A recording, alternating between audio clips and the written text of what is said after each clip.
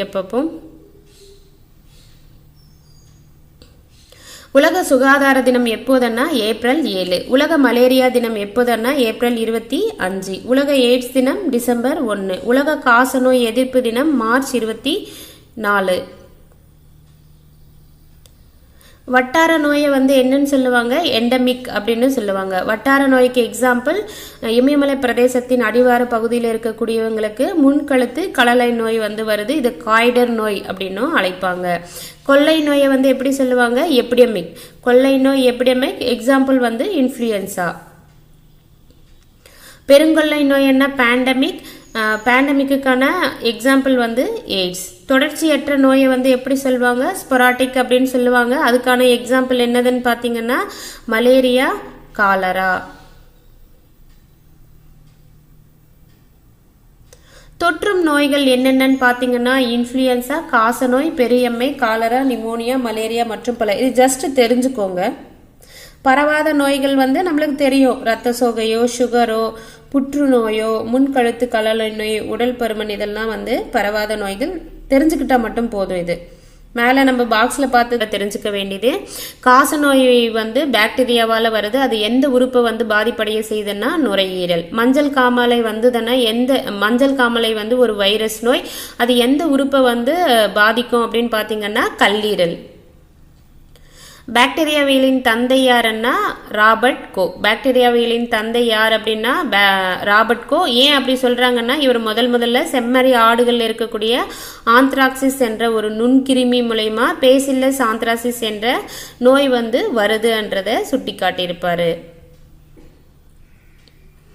வைரஸால் ஏற்படுத்தப்படும் காற்று வழி நோய்கள் சாதாரண சளி, இன்ஃப்ளூயன்சா, தட்டம்மை, பொண்ணுக்கு வீங்கி, சின்னம்மை எல்லாம் வந்து பார்த்தீங்கன்னா வைரஸ் நோய்கள். இது எல்லாமே வந்து பார்த்தீங்கன்னா காற்று வழி பரவக்கூடிய நோய்கள். சாதாரண சளி வந்து சளிக்கான காரணி என்னன்னு பார்த்தீங்கன்னா ரைனோ வைரஸ். இன்ஃப்ளூயன்சா வந்து மிக்சோ வைரஸ். தட்டம்மை வந்து ரூபெல்லா வைரஸ். பொண்ணுக்கு வீங்கி வந்து மிக்சோ வைரஸ் பரோடிடிஸ். சின்னம்மை வந்து பார்த்தீங்கன்னா வாரிசெல்லா சோஸ்டர் வைரஸ். சாதாரண சளி ரைனோ வைரஸால எந்த உறுப்பு வந்து பாதிக்கப்படுதுன்னா மேல் சுவாச குழாய். மிக்சோ வைரஸால இன்ஃப்ளூயன்சா மிக்சோ வைரஸால எந்த உறுப்பு வந்து பாதிக்கப்படுதுன்னா சுவாச குழாய் வந்து பாதிக்கப்படுது. தட்டம்மை ரூபெல்லா வைரஸால எந்த உறுப்பு பாதிக்கப்படுதுன்னா சுவாச குழாய். பொண்ணுக்கு வீங்கி மிக்சோ வைரஸ் பரோடிடிஸால எந்த உறுப்பு பாதிக்கப்படுதுன்னா மேல் சுவாச குழாய். சின்னம்மை வாரிசெல்லா சோஸ்டர் வைரஸால எந்த உறுப்பு பாதிக்கப்படுதுன்னா சுவாச குழாய். பாக்டீரியாவால் ஏற்படுத்தப்படும் காற்று வழி நோய்கள் காசநோய், தொண்டை அலர்ஜி நோய், டிப்தீரியா, கக்குவான், இருமல் எல்லாம் பாக்டீரியாவால் வரக்கூடிய நோய்கள். காசநோய் எந்த பாக்டீரியாவால் வருது அப்படின்னு பார்த்தீங்கன்னா மைக்கோபாக்டீரியம் டியூபர்குலேசிஸ். பர்குலேசிஸ். எந்த உறுப்பு பாதிக்கப்படுதுன்னா நுரையீரல். தொண்டை அலர்ஜி நோய் வந்து பார்த்தீங்கன்னா கோர்னி பாக்டீரியம் டிப்தீரியா என்ற நோய் காரணியால் வருது. இதனால் எந்த உறுப்பு பாதிக்கப்படுதுன்னா மேல் சுவாச குழாய் பகுதிகள், மூக்கு, தொண்டை. கக்குவான் இருமல் வந்து எந்த நோய் காரணி எதனால் வருது அப்படின்னு பார்த்தீங்கன்னா போர்ட்டோடெல்லா பெர்டூசிஸ் சுவாச குழாய் பகுதிகள். ஸோ நோய் காரணி ரொம்ப முக்கியம். நீர் மூலம் பரவும் நோய்கள் என்னென்னு பார்த்தீங்கன்னா காலரா, டைஃபாய்டு, ஹெப்படைட்டிஸ், போலியோ, மைலிடிஸ், வயிற்றுப்போக்கு. ஸோ நான் வந்து அப்போவே ஷார்ட்கட் சொல்ல, இது வேணுமென்னா ஷார்ட்கட் சொல்கிறேன், ஞாபகம் வச்சுக்கோங்க. நீர் மூலயமா இதெல்லாம் பரவுதுன்றது எப்படி ஞாபகம் வச்சுக்கிறீங்கன்னா கால் எப்பவுமே வந்து தண்ணி ஊற்றி தானே கழுவுவோம். அதுக்கப்புறம் வந்து நம்ம டை வந்து கட்டியிருக்கோம்னா டையை வந்து நல்லா வந்து துவைப்போம், தண்ணியில் போட்டு நல்லா வந்து துவைப்போம். டைஃபாய்டு, நீர்வழி நோய் என்ற மாதிரி ஞாபகம் வச்சுக்கோங்க. ஹெப்பாடைட்டிஸ் என்ன? டயட்டில் இருக்கிறவங்க என்ன பண்ணுவாங்க? தண்ணி வந்து நிறைய வந்து குடிப்பாங்க. போலியோ மைலிடிஸ். போலியோ ஒரு சிலர் வந்து என்ன பண்ணுவாங்க, போலியோ வந்து நான் நிறைய தண்ணி குடிக்கிறேன் அப்படின்ட்டு சொல்லுவாங்க, பட் குடிக்கவே மாட்டாங்க. So poliomyelitis. So polio வந்து நிறைய தண்ணி குடிக்கிறேன்னு சொல்கிறாங்க, பட் குடிக்கிறதே இல்லை. போலியோ பொய்யா சொல்கிறாங்க, நான் நிறைய தண்ணி குடிக்கிறேன் அப்படின்ட்டு. அடுத்து வந்து பார்த்தீங்கன்னா வயிற்றுப்போக்கு ஏற்பட்ட டாக்டர் எல்லாம் என்ன சொல்லுவாங்க? தண்ணி நிறைய குடிப்பா அப்படின்னு சொல்லுவாங்க. வயிற்றுப்போக்கு ஏற்பட்டால் தண்ணி நிறைய குடி அப்படின்னு சொல்லுவாங்க. அப்போது இது வந்து தண்ணின்ட்டு இதோட சம்மந்தப்படுத்தி வாட்டரை சம்மந்தப்படுத்தி படிச்சுட்டு அதை ஞாபகம் வச்சுக்கோங்க. நீர் வழியாக பரவும் நோய்கள் அப்படின்ட்டு. வைரஸால் ஏற்படுத்தப்படும் நீர்வழி நோய்கள். போலியோ மைலிடிஸ் வந்து எந்த நோய் காரணியால் ஏற்படுதுன்னா போலியோ வைரஸால் ஏற்படுது. அதனால் பாதிக்கப்படும் உறுப்பு எதுன்னு பார்த்தீங்கன்னா மத்திய நரம்பு மண்டலம்.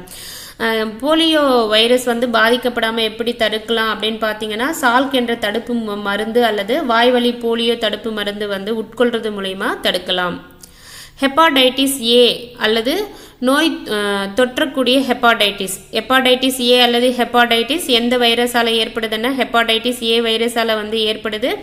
எந்த உறுப்பு வந்து பாதிக்கப்படுது அப்படின்னு பார்த்தீங்கன்னா கல்லீரலில் வீக்கம் வந்து ஏற்படும்.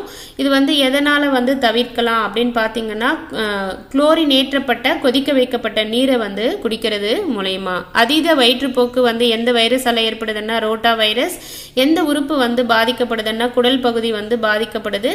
இதை வந்து சரியான சுகாதாரம் இருந்தால் இந்த அதீத வயிற்றுப்போக்கை தவிர்க்கலாம். பாக்டீரியாவால் ஏற்படும் நீர்வழி நோய்கள். காலரா டைஃபாய்டு வந்து பார்த்தீங்கன்னா பாக்டீரியாவில் வரக்கூடிய ஒரு நோய். காலரா வந்து தோற்றுவிக்கக்கூடிய நோய் காரணி எதுன்னு பார்த்தீங்கன்னா விப்ரியே காலரே. டைஃபாய்டு வந்து பார்த்தீங்கன்னா சால்மோனெல்லா டைஃபி. டைஃபாய்டு வந்து எந்த நோய் காரணி தோற்றுவிக்குதுன்னா சால்மோனெல்லா டைஃபி. காலரா வந்து எந்த உறுப்பு வந்து பாதிக்கப்படும்னா குடல் பகுதி வந்து பாதிக்கப்படும். டைஃபாய்டு வந்தால் சிறுகுடல் பகுதி வந்து பாதிக்கப்படும்.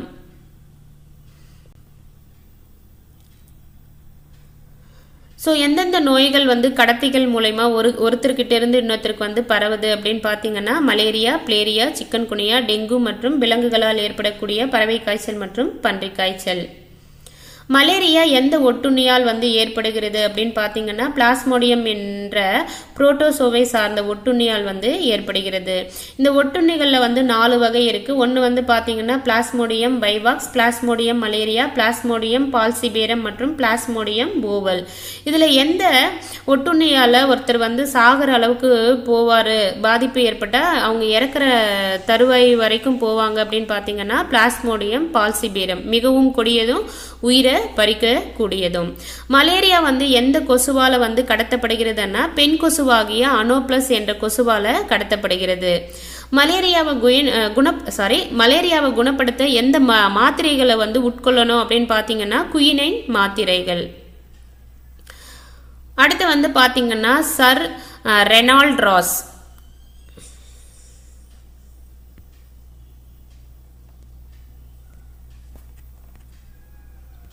அடுத்து வந்து பார்த்தீங்கன்னா பாக்ஸில் வந்து சர் ரொனால்ட் ராஸ் அவர்களை பற்றி கொடுத்துருக்காங்க. இது அடுத்த வீடியோவில் இருந்து பார்ப்போம். இந்த வீடியோ பிடிச்சிருந்தா மறக்காமல் லைக் பண்ணுங்கள், ஷேர் பண்ணுங்கள். தேங்க்யூ.